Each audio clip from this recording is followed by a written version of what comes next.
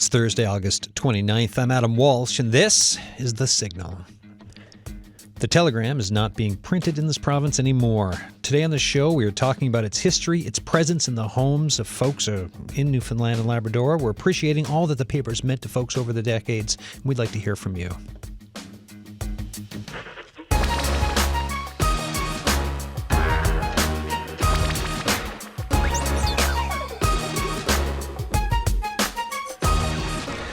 You just heard William there with just the latest on it, right, from President Andrew MacLeod for the Toronto-based Post Media and the whole how they acquired Saltwire in a deal that closed earlier this month. So I won't repeat the whole thing, but I mean that sets us up for the conversation today. You heard the news. For folks in this province, it means the daily that is marked, every. For like St. John's and big parts of the province, every event of note for 145 years, no longer printed here. A weekly edition will be sent from outside the province. We're spending the hour, the 55 minutes, talking about the telegram. When I was a kid, it was the evening telegram and its importance to your community, to our community, the importance of the printed word delivered to your door. And the lines are open, 709-722-7111, 1-800-563. 8255. Text us, 709-327-8206.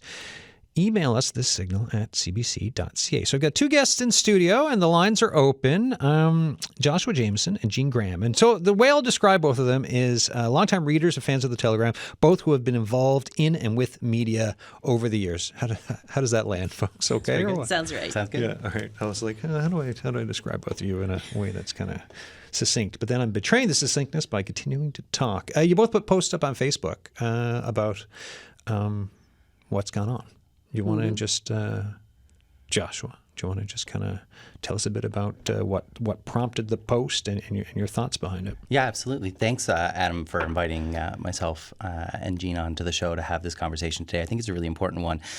And I think it's important that programs like this work to try and encapsulate what the Telegram has done and the service that it's provided to our local communities throughout the province for over 145 years. So just thinking about that is really what ultimately prompted me to make my post and the different ways that I've been involved and had a relationship with the Telegram and its reporters and the people who are in the web press over the last number of years, whether they've been helping me to spread the word about advocacy work that I've done for the LGBTQ2SIA community, or whether it's been connected to philanthropy and the scholarship that I launched, which is partially focused on journalism, to the work that I did as the editor with The Current. We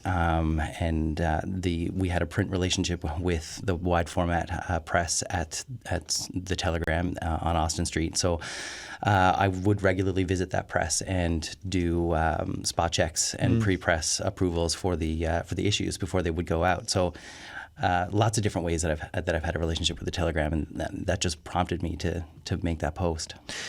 When just before you got in, and when Jean first got here, I told Jean that I'm holding a copy of the Telegram from last week here in my hand, and it felt so, I'm going to use the word normal, to be. I was walking down with a cup of water and just the tactile feel of the paper as I was walking in to come into the studio, and just thinking about over the years, just in my hand, how normal it feels to have a printed newspaper, and especially the Telegram. Jean, talk to us about your post and just the introductory thoughts as we start the show.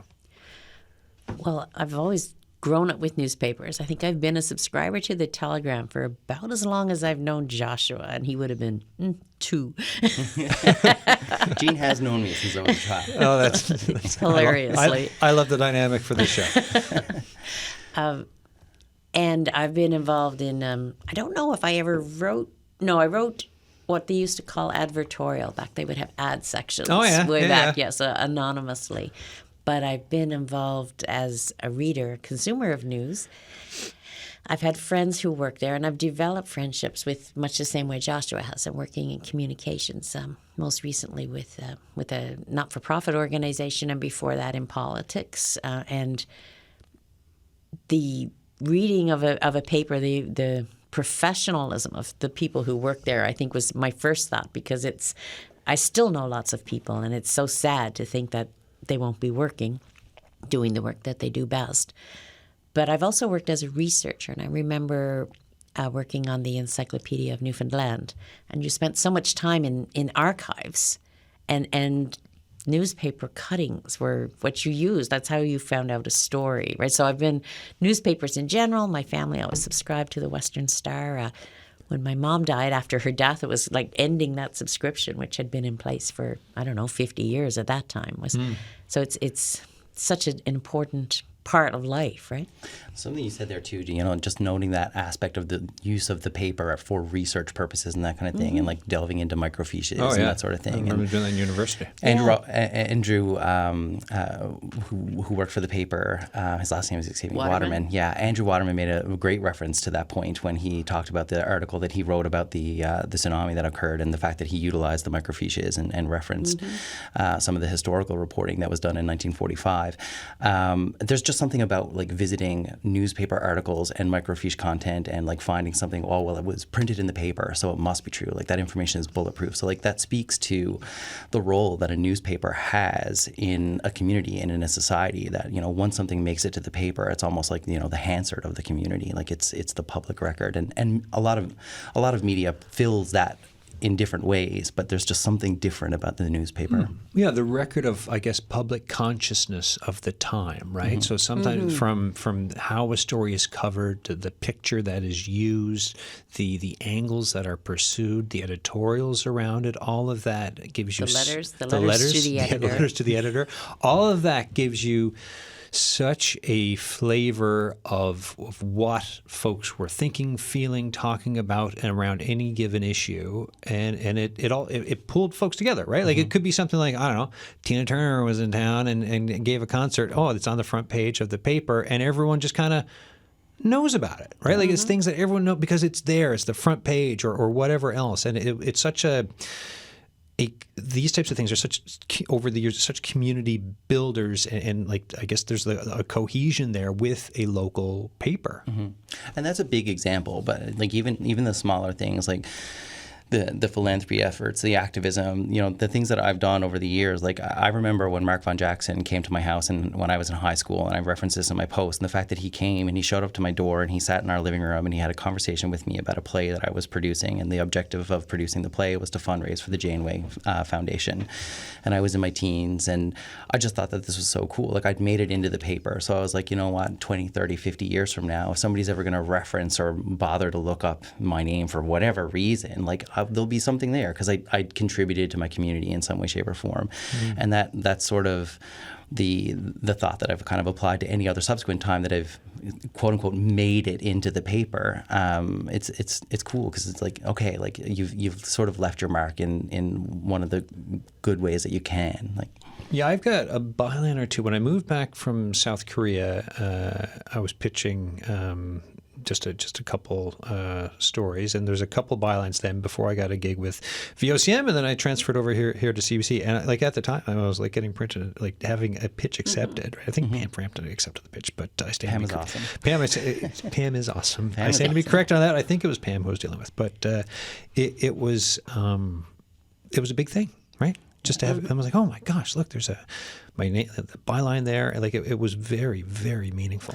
And I was so quick to say Pam was awesome because she worked with me in similar ways. When I was, after I had wrapped up my time editing and producing The Current, I loved writing for print media so much that I wanted to continue to do that kind of thing. And I worked with Peter Jackson and Pam Frampton, who were both editors at the paper, and would make pitches to them. And they took, 2 or 3 of them. And I just, that's a cool thing. But not only did they greenlight the pitch and say go ahead and write the piece, but they worked with their freelancers to make sure that piece was as grammatically sound, as clear, as tight in its messaging as it possibly could be, and still remain completely unbiased because you were presenting the facts about the day. And I talked a little bit about that in my post too. That the part of the reason why I founded the Jameson Family Memorial Scholarship was because I wanted to help fund the education for young people who wanted to go into journalism with that mindset of creating journalism content and news reporting that was balanced and grammatically sound and clear and direct in its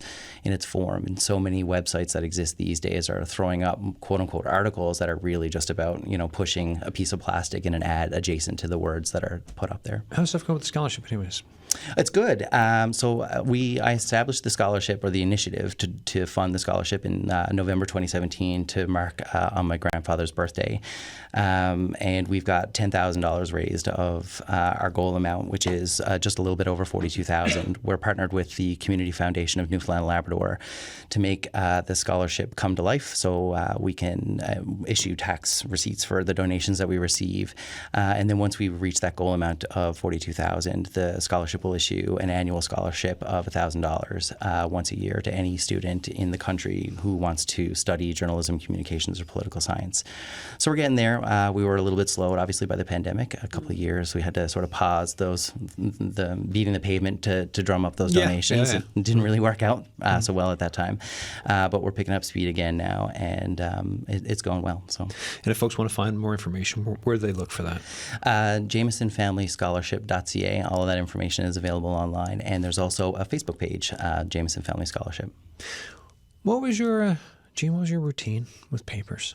Like just the reading routine? Well, in recent years, since it became a morning paper, it was different, right? But I would always, I'm a news person, so it's always the front section,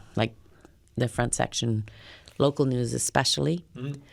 I'm not a sports section reader, but I always read like Gwyn Dyer. Like when it's a Gwyn Dyer day, okay, great. So I know international affairs, and Gwyn Dyer has been in the Telegram for, I don't know, ever. Gwyn Dyer was one of my entry points into reading about international stuff, right? Like, and that entry point was in the pages of then the Evening Telegram. Yeah, right. Under there's the editorial cartoon, and sometimes Shaping Me into Dyer, Me was part of that. Mm-hmm. Yeah, and so you read the local news, you mutter under your breath about what people are not doing, right? Sometimes you send a text to somebody, right? Later years, like, can you believe it? Whatever, right? And then puzzles. There's a number puzzle of later years, but it might have been a crossword or whatever. Like Sudoku or something. Whatever, right? Yeah. And then always the comics. Like I've always read the comics, even the ones I read them. I think this is not funny, but read them anyway. And then, at one time it would be the classifieds, right? Yeah. And I still read the classifieds because there's a lot of information in these like tenders. Mm-hmm. Hydro's calling a tender for, I remember in politics you'd find out when they were going to be spraying, or like, wait, who's dumping at sea, or who's building this, or why are they selling this, or whatever, right? It's all in there. Mm-hmm. It's all in the paper. Actually, I don't even know. I think they might have changed some legislation, because I think there's legislation for some things you have to advertise in the paper. Like when someone dies, you have to put a notice, for creditors. I don't know how you would spread that without a newspaper. And electoral notices as well. Electoral notices, I know. I remember, from my days working with the municipality, we had to make sure that there were certain things around elections and those sorts of things that would have to be published in the newspaper. Yes, absolutely, yeah. You're listening to The Signal. Today we are talking about the Telegram, right? It's no longer printed daily in this province. 145 years of history, no longer printed here. A weekly edition will be sent in from outside of the province. We're asking what are your memories of the Telegram, its importance to your community, the importance of the printed word, oftentimes delivered right to your door. The numbers to call, 709-722-7111, 1-800-563-8255. Text us, 709-327-8206, or email us, thesignal@cbc.ca. My two guests, we've got Joshua Jameson here and Jean Graham, longtime readers and fans of the Telegram, both who have been involved with the media and in the media in multiple ways over the years. Dick Whitaker's on the line from Portugal Cove. How you doing, sir? Oh, I'm okay, but not like the Telegram. Yeah. This is a major loss to the community as a whole. We're now become a rump, for the press to a large degree across the country, and we won't know what's going on here. We won't know when the Premier wants to give away something or this, that, and the other unless the radio picks it up or the, and if you're listening to it, of course, or the TV, whatever's going on within the province, unless it is important to post media, it won't show. And the other side of it is that people like me don't want to bother, trying to scramble through the internet to find out that sort of thing. It's a nuisance apart from anything else.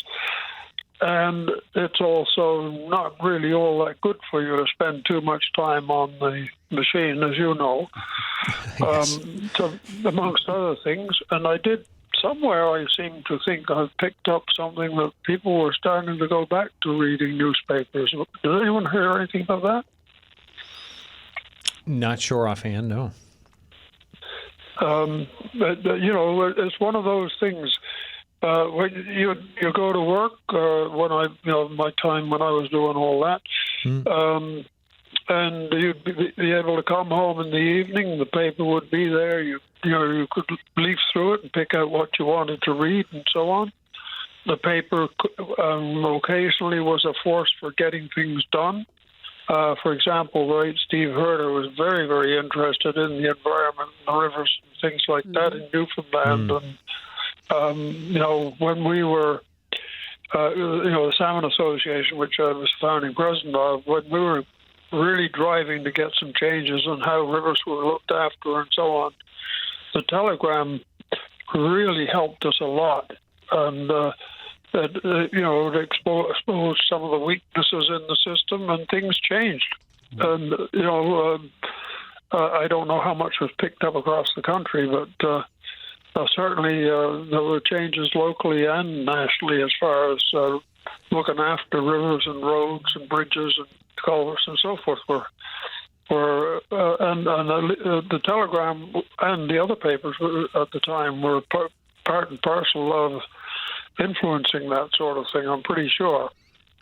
Something that Dick mentioned too at just at the beginning of your commentary there, Dick, was the connection that the paper provides between different communities in the province and rural and urban Newfoundland. And it just reminded me when I was making my documentary about my grandfather in 2012, I interviewed Jim Furlong. And so the documentary is just himself, the story of Don Jameson. And Jim Furlong was talking to me about, the advent of television and the way that NTV filled this role of connecting communities and informing communities, neighboring communities about what people were doing next door. And, whether it was, how they were handling a particular problem or the innovation that they were bringing to the fishery activity that was in those communities. And, that NTV provided that much later than the Telegram did. In many ways, the Telegram was at the forefront of that and providing that connection and that connectivity between our rural communities. So I think there's a lot to be said for that point and the important job that it had culturally in teaching people about better ways that they could do things. Yeah, well, how do you know who's died now?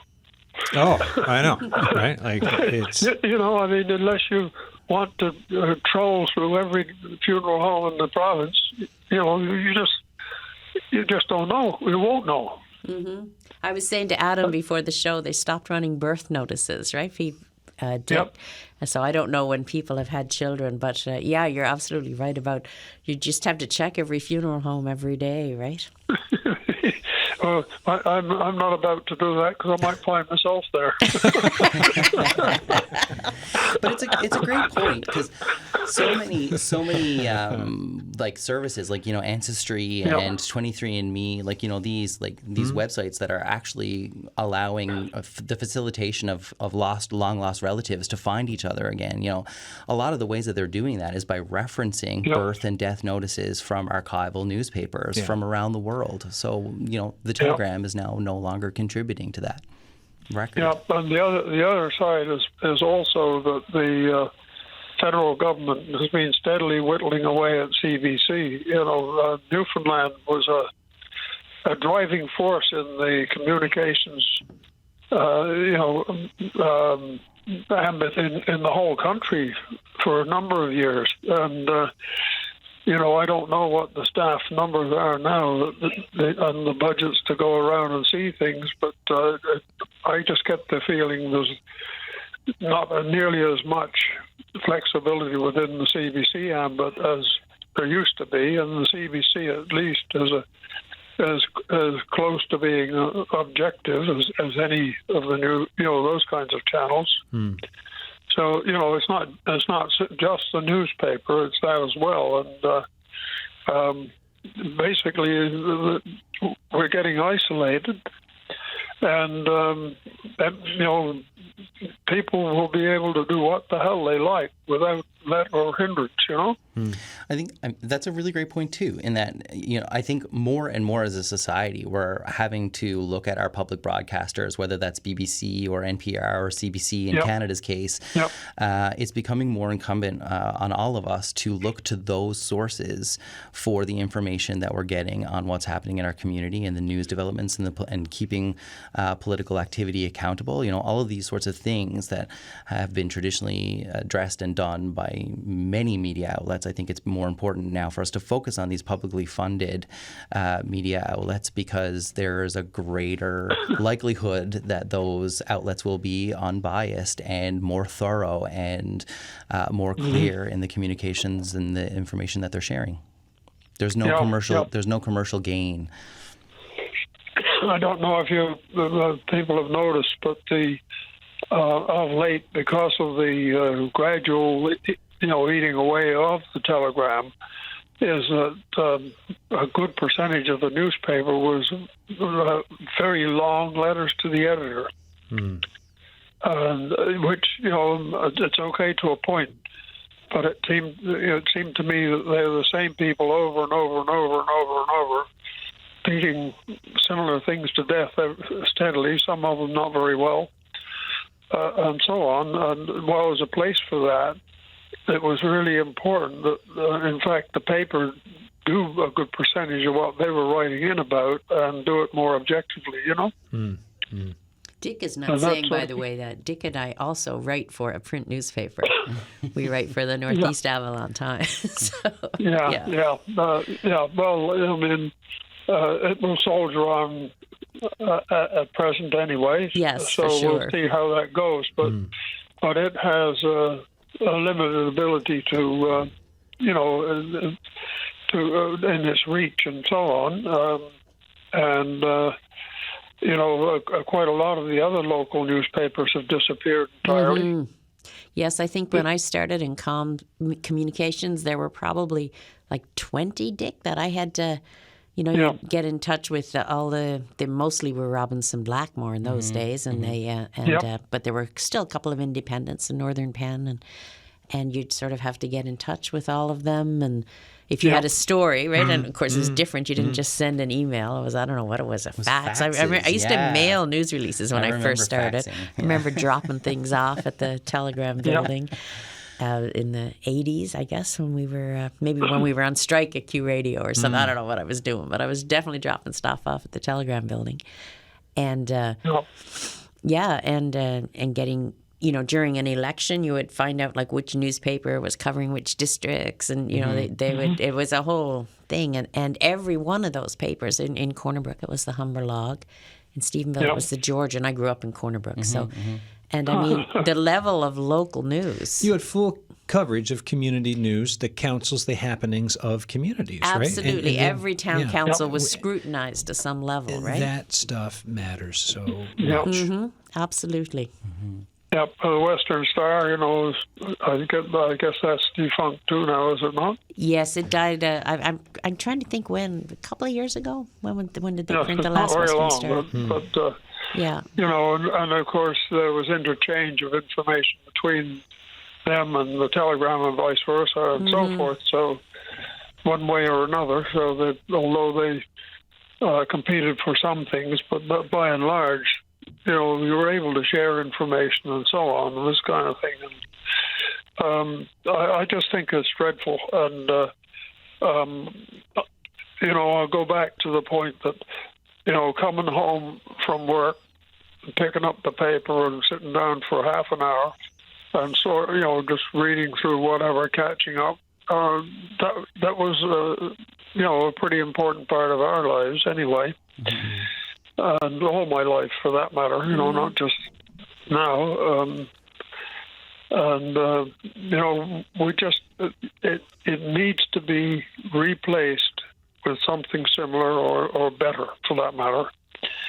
But I don't know how it will be done, but it will take some local strong interest. And of course, it's not as simple as that.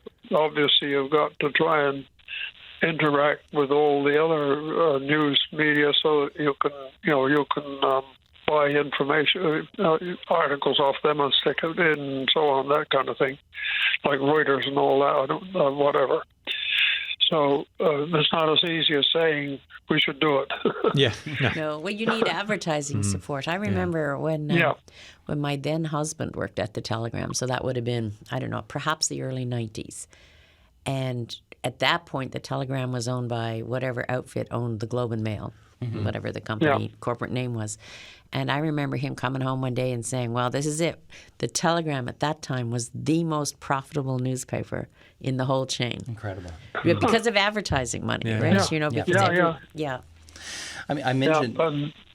I was just going to say, we're into the problem, with all these national chains here now as opposed to the local stores and this kind of thing, The advertising part is so important too, and I mentioned that in my post from the perspective of my time as editor at the Current. The paper doesn't work without the advertisers, and a lot of what I did in my role as editor at the Current was working directly with those advertisers because we didn't have sales. We were a small, local community arts and entertainment publication, but it was about having a relationship with your advertisers and working with them to ensure that they were getting some kind of return, and it was a very reciprocal relationship in my particular case.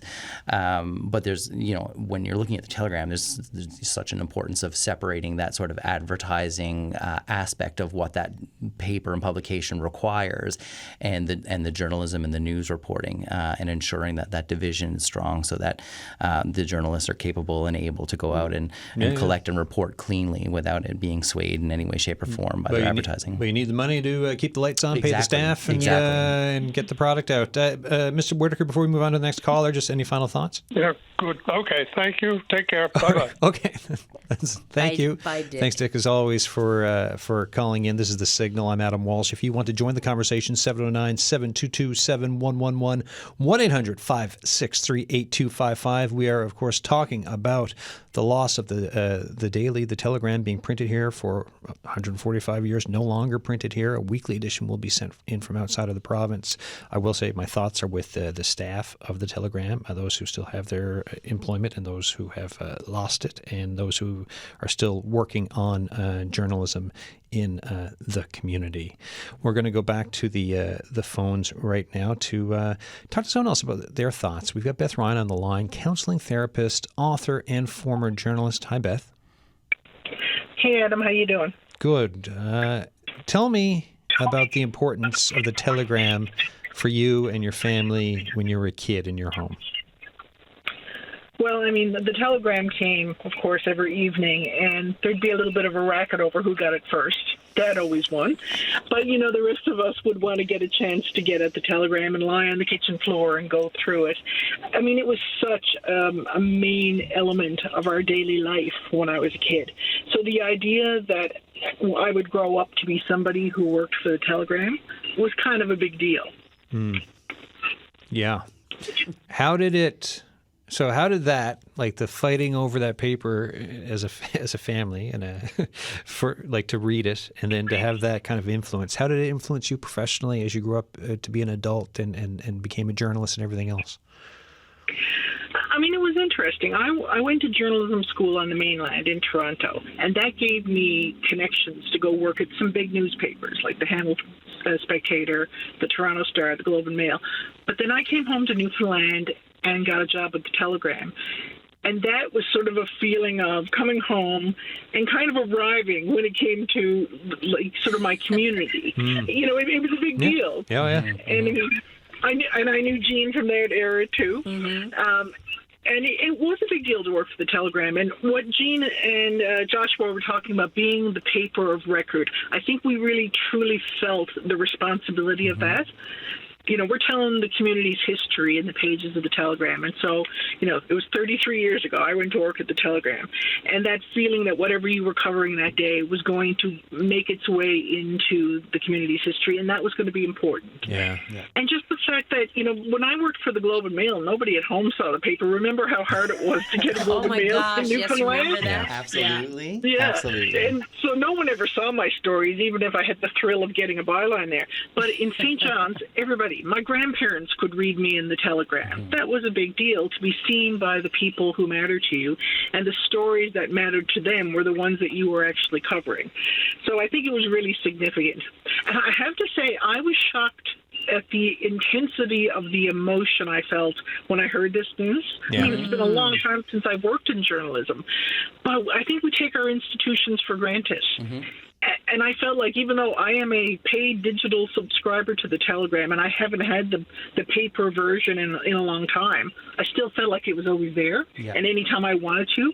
And in fact, if something, you mentioned me being an author. When Joan Sullivan reviewed my new book last year, I ran out and bought a physical paper. Yes. Every copy, right? Exactly. It makes it, it's the substance of it, of having that paper in your hand. And I was trying to find in my basement today, and I couldn't find them, all my clippings from the Telegram. They're there somewhere in little plastic sleeves, because again, it was important to have that physical, tangible record of the work that you did. Yeah, it is. It's very sad, and I really feel for my former colleagues. Some of them are still there. I remember when Joan reviewed my book of poetry that I published. I think I was 18 in 2001, and she reviewed The Teenage Years Mapped, and I thought it was the absolute bee's knees that I had a book review in the Telegram. And I remember her being particularly critical on one or two of the pieces, and I was just like, who's this Joan? And then I came to know her through my involvement in media, and I just have so much respect for Joan and the vast knowledge that she has now. But it is like, it's such a rush, and that the point that you made earlier about the fact that you've made it, in your case having that byline, it's such a big feeling. I think that many people who've had a relationship with the Telegram can understand. A certain, I won't name them, but I'll just say a certain radio company I used to work for would give you props if the Mike flag was on the front page of the paper when I was there. Yeah. They'd be like, "Hey, good job on that, Adam." I'm like, it wasn't on purpose, but sure, thank you. You arrived too, just by being in the Telegram. Yeah, just by having your hand with a microphone and a mic flag in the Telegram, you did it. Mission accomplished. Well, I mean, that's it. Like, I think I said when I posted on Facebook about this, I said the idea of you walk into a corner store and you see a stack of telegrams, and if you happen to be on the front page and there's your name, you're like, you're picking up the paper and kind of looking at it and seeing, is everybody else looking here? Yeah. This is a big deal, So, yeah, it's pretty important. And I am really sad about the future. I know it had to change because of technology and all of those things, but to not have it printed here feels like a big loss. And I think that's such a key point, too, like you mentioned the daily frequency of it, and even if it wasn't in print anymore, I mean, I love having the tactile paper in my hand. I'm a diehard for it, especially like in books. Like I don't do e-readers.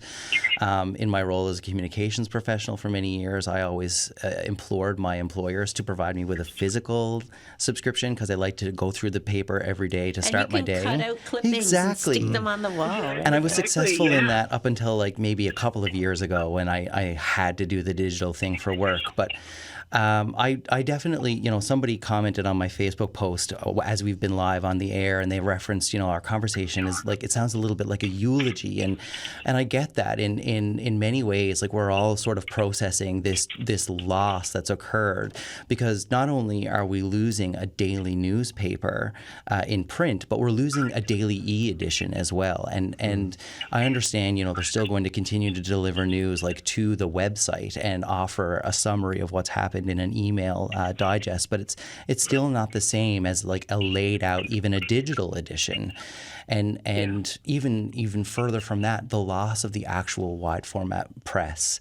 I think that's a huge issue here in our province, and not just for the Telegram, but for these independent publications that Jean was talking about earlier. Where do these publications go to get printed now? Well, obviously they have to go onto the mainland, and they have to just roll the dice and hope that their copies show up and hit newsstands when they're supposed to.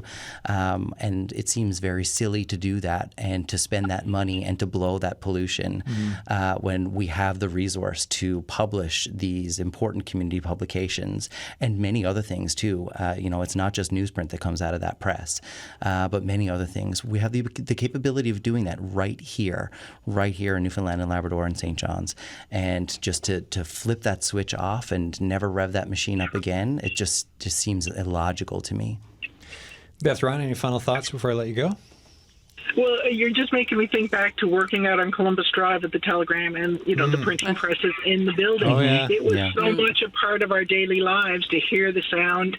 And sometimes, when I had an editor's gig, running out with stuff to bring to the printers and all that kind of stuff, it was a pretty heady experience to work in a place where you could see the printing presses going. It was a big deal for sure.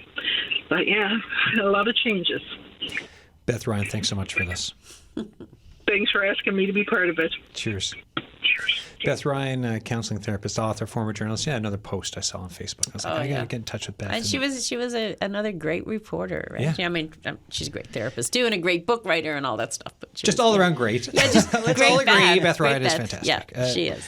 One of the times, like as a newer reporter, one of the times when you would feel that you made it was, and I can't believe he was on the show a few weeks back over the summer, Telegram editorial cartoonist Kevin Tobin, right? Mm-hmm.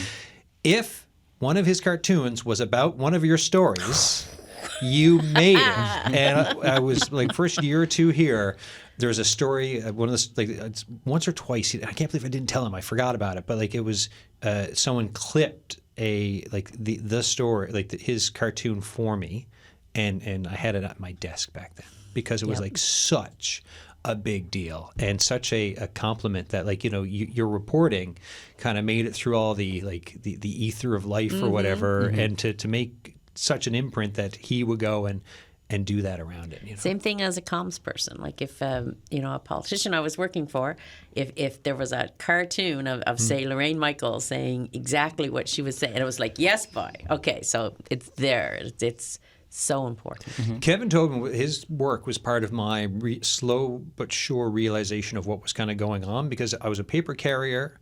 The folks would watch Here and Now, and then I would start to carry the paper, and then slowly but surely recognize and know who the cartoon, the cartoons were about over the years. I'm like, oh wait, that's the and then I just started to know so much more about the community, and then to slowly, when I actually started to get it as a late teenager, early adult, I'd be like, oh, I do understand what this is about now. And it was just all that process of learning, right? Yeah. We got a couple of callers on the line. Let me go. We got Shana on the line from St. Anthony. How you doing?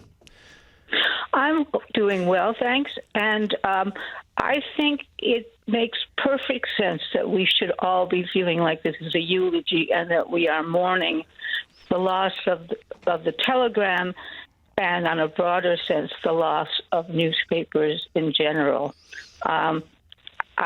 Newspapers, I grew up with them, parents around the breakfast table with the newspaper spread out, drinking coffee, that sort of thing. I would say, going to the printing press, just a quick comment to anyone from the provincial government who has any pull on how our money is spent. I bet a lot of people in this province would be very glad to have the government step in and, at least in the short run, keep those presses here and then try to work out a different buyer. But it is a huge loss if the actual machinery disappears. So that's one comment. The second thing I'd like to say is, I think when you look at the difference between digital technology for knowing about news and the print technology that is disappearing, certainly as someone who has lived in different places and as someone who has traveled, I can say whenever I've been in a new place, the first thing I would look at is any print information that relating to news, but also relating to culture, that I could just pick up and get a sense of the place I was in and learn something about it. And there are many people still in our world who don't have access to digital technology for a variety of reasons. And I think that means a lot of people are not having ability to know what is going on. Mm-hmm. So I think that's a really great point about, like, you know, traveling and landing in a new place. Like, anytime I've ever gone somewhere for a concert or something like that, you know, years ago, the artist would land in the paper and I would buy a copy of the paper just to, you know, mark that I had seen that artist in the city. And I still have those papers now in shoe boxes at home. So I think that's a really great point that you're making there as well. And I certainly agree with the point that you made off the top too about the press and, you know, whether it's the government or a consortium of interested individuals. I certainly hope that, you know, somebody is going to be forward thinking and recognize the resource that exists in that large format press and you know, step in as a group or as an entity to try and ensure that it is, you know, preserved and has the opportunity to run again. There's probably a good business case. It's now 100%. the only web press Has in to the be. province, right? Has to be. I know local printers who will send like large runs of things outside the province for web press. Mm-hmm. So hopefully it'll be worth their while. Okay, and going back to that topic, I would just say it's amazing how there's government money for all these mega projects that quite often don't quite work out the way we think they might. But for something like this that could reverberate for businesses and individuals across the province, it is very short-sighted to not hang on to the equipment and to the people who know how to run it, and to just make an effort to find new customers. Yeah. So that I mean, certainly it'd be one thing if it was derelict and falling apart and you could be decommissioned. But, you know, as Jean very correctly points out, surely to goodness there's a business case there, and hopefully, you know, the people who know the ins and outs of it, certainly more so than I do, can examine that issue and very proactively and hastily jump on the opportunity. Right. I just one other thing I'd like to say is just, I'm going to go so far as say that the demise of newspapers, print media disappearing, sort of is part, at least in my mind, of attacks on democracy. Because to not have those kiosks and those newspaper boxes, whether they're free or whether you paid for them, to not have them available to people wherever you are or whatever income level you are, I don't know. That's how it feels to me. So, yeah, I feel pretty sad every time I hear about the death of another newspaper. And we will be for the poorer if all print media disappears. Mm-hmm. I like the point about if the democratization of it, because when Joshua was talking earlier and we were talking about newsletters and digital editions, I think a benefit of something like a newspaper, it's kind of like Here and Now, right? You watch Here and Now and you watch all the stories. And if you watch it as a TV show, you watch all the stories. Or you listen to the radio, you get all the headlines. With a newspaper, there's all the stories there. But I find when I get a letter, an email with a digest, I'll click on the stories that I'm interested in, but I won't necessarily learn about the other things. You're not just thumbing through, like an individual newspaper. That is your community on that day, right? So Absolutely. like that, it is everything from the crossword to the obits to the front page to the comics to the sports section to the recipes, you name it. But that is the flavor of your community, and is not a rage farm. That is social media, right? Absolutely. And that's a difference I think that Shane is also getting at here, right? Like these are some of the differences. Well, because in print media, you had to mind simple, very important rules of what you wrote and how you wrote it. And letters to the editor were also monitored. And again, yes, it is also part of our deteriorating politeness and how we treat each other. Absolutely, that's true. And anyway, thank you for this conversation, and to all the people who worked at the Telegram over the years, thank you for your hard work and for helping us understand our world and our community better. And I wish everyone well and whatever they go on to do next. Thanks, Shana. Even as, Thank you. Bye. That thought is being offered, it chokes me up. Like Oh, it me really too. does, because I wasn't prepared for the day that, last weekend when I wrote the post and like thinking about the press and the press turning off and like all of those people like going home and not knowing what was next. But just when it's so succinctly summarized, as that caller just said at the end of the call, like it's difficult. It's difficult to stomach and swallow and, think about the future without those voices, the journalists who are bringing those stories and the level of respect and dedication that the respect for the subject matter and dedication to the craft of writing. It's just not there in a lot of other senses these days. But when it was being written for a newspaper, whether it was a digital newspaper or an in-print newspaper, they just approached that work with such respect. And we got an email from Jeff Meeker. I've had a long relationship with the Telegram as a reader and a contributor. I worked there in 1977 as a plate maker in the pre-press department as part of my strategy to learn the newspaper business from the ground up. When I started a media analysis blog in the 2000s, the Telegram immediately offered to host it. That lasted for about 10 fascinating and controversial years. As well, I wrote a technology column for paper, which also had a good run. Mm-hmm. I have also used their printing plant for all kinds of high-end print projects for agency clients and my own businesses. This facility was so important to our local community for so many reasons that I sent a letter yesterday to Premier Andrew Furey asking him to intervene on the province's behalf to rescue the printing plant. The closure of the Telegram is a business decision that may be unavoidable, but the province cannot afford to lose the printing plant as well. He did attach the letter. I won't read all of it, but one of the points there, he said, once we lose this equipment and the expertise of staff, it is gone forever. No one will step in to fill the gap. Our business people and communities will face daunting challenges while the province becomes a cultural backwater, unable to publish its own stories locally. He ends the letter saying, please give this suggestion more careful consideration. I appreciate your time and attention. Jeff Meeker, Meeker Media Inc., Jelly Bean Row. That was just a little line from a letter that he sent to Premier Andrew Furey. And he used the word rescue, and I think, it couldn't be more appropriate. Like we are at that level. We are at that stage. This resource needs to be rescued, and he is absolutely right in that if it disappears, we're not getting it back. Like this is such a white hot moment and a white hot opportunity. I hope action's taken. We got Ted Bartlett on the line from Moncton. Hi, Mr. Bartlett. How you doing? I'm doing fine, thanks, Adam.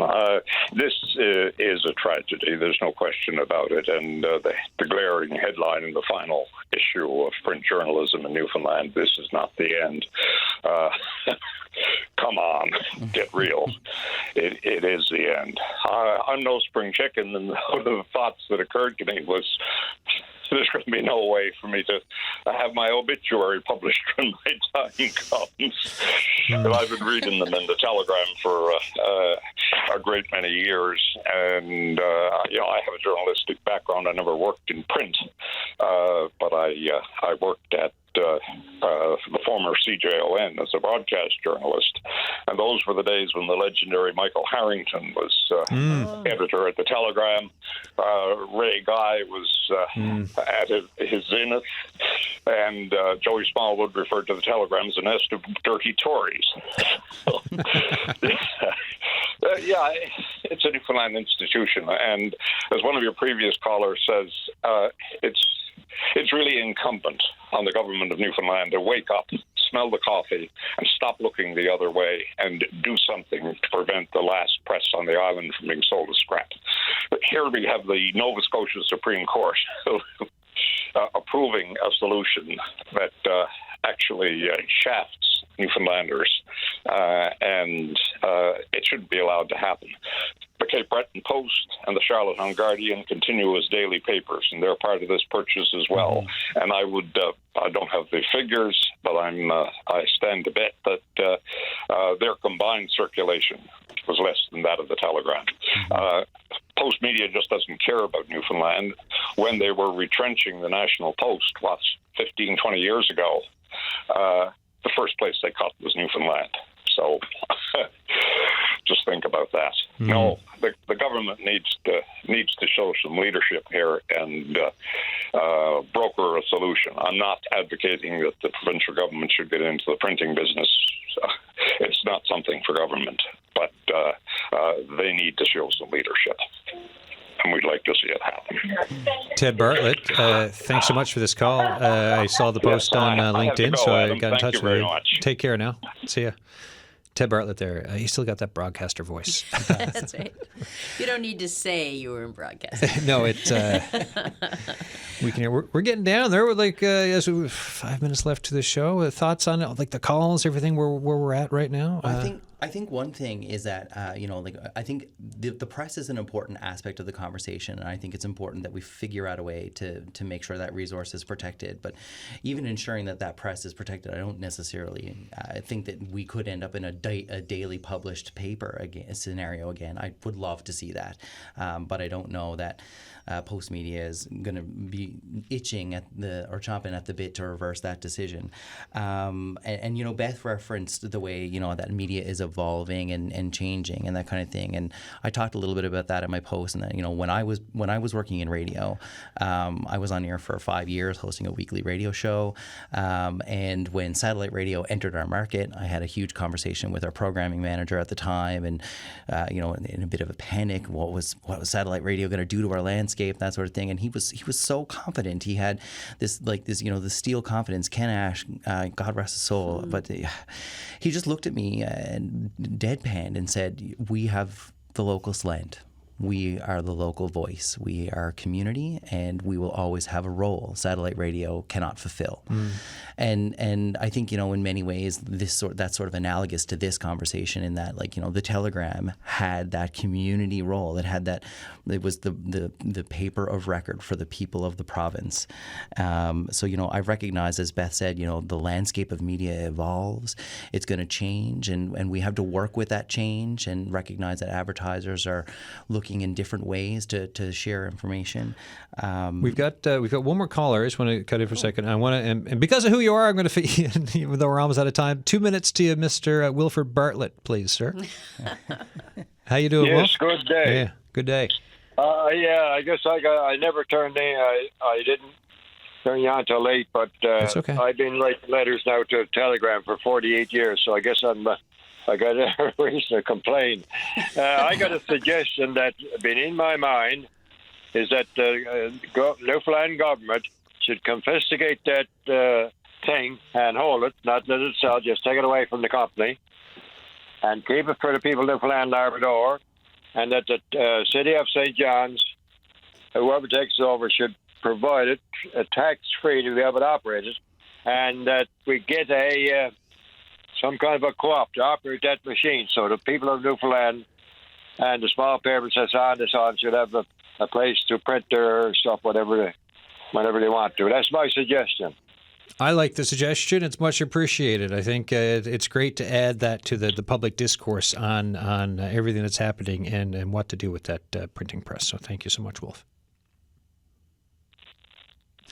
I think he's gone. Wilford Bartlett there for CBS. Can I just say I will miss seeing his and other opinions, like letters to the editor. Mm-hmm. Yes, they can be long, but they provide a really valuable perspective. And sometimes they turn into news stories.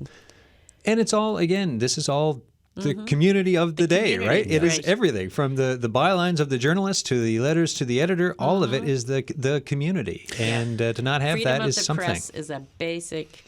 Yeah, there's a reason why it's included in all the basic freedoms. And just all of the learning opportunities that exist from the paper. When we were talking about flipping through it earlier and going through section by section, like I wasn't a sports reader, but I still sat down and read every section, and flicked through every section of the physical paper. It's just an opportunity to learn, not necessarily about the things that you're prioritizing learning about, but what's there in that periphery as well as you read the other articles and the on this day section that used to be right on the inside front page. Like, what else happened on this day? Like, I would always visit those sections of the paper, and that just doesn't exist in a digital world. And the columns on things that I have no interest in. I don't care about hunting. I don't really bird watch, but I read those columns and I learn stuff. And you learned about birds. All right. We're pretty much out of time. Thanks for coming in. Thanks, Adam. Appreciate the opportunity, and honestly, just appreciate the opportunity to celebrate all of the people who have been involved with the Telegram's 145-year history, whether as a journalist, as a photojournalist, as an editor, in the press, whatever your role was, as a paper carrier, as somebody who sold subscriptions to the paper, anybody who touched that paper's 145-year legacy, a big thanks to all of them. Yeah, it's people from this community, from our communities, living in our communities, reporting and contributing to it. Absolutely, over decades and we all need more of that. Yeah, 100%. Folks, you've got thoughts on the show, The Signal at cbc.ca. The Signal line, leave us a message, 709-576-5260. That is it for today's show. Tomorrow, to end the week as we go into a Labor Day long weekend.